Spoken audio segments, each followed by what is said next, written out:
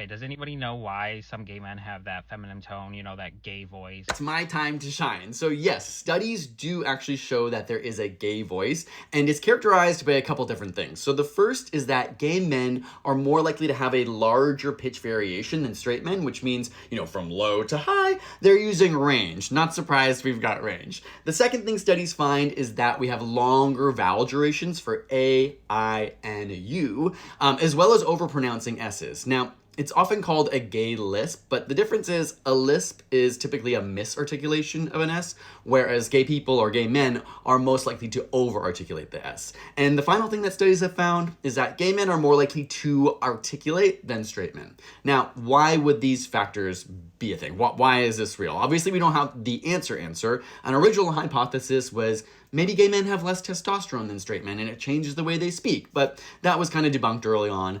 Then they started doing studies and realizing, actually, even straight men modulate and change their voice depending on who they're around. So if a straight man is around strangers or in a leadership role, he's more likely to use a quintessentially masculine voice compared to if he's around his friends or family. And it's similar for gay and queer people. So if a gay person is around somebody who's their friend, somebody who already knows they're gay, or say I'm around somebody who I'm assuming is gay based on the way they talk or the way they look or the way they act, I'm more likely to use that gay voice.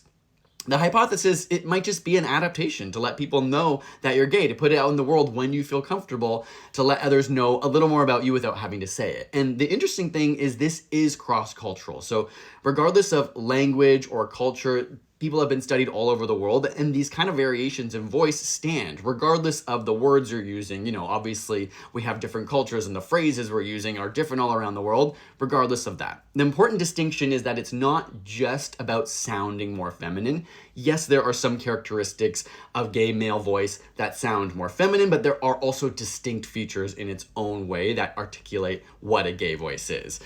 So hopefully that was interesting to you. There really is a gay voice. Obviously not all gay men have it. Most of the studies are on gay men. That's why I'm talking about it. There is some research into lesbians. It's not as perceptible culturally amongst people and obviously not as studied. But in general, some straight guys might have gay voice, some gay guys might have straight voice, but there really is, in general, a gay voice.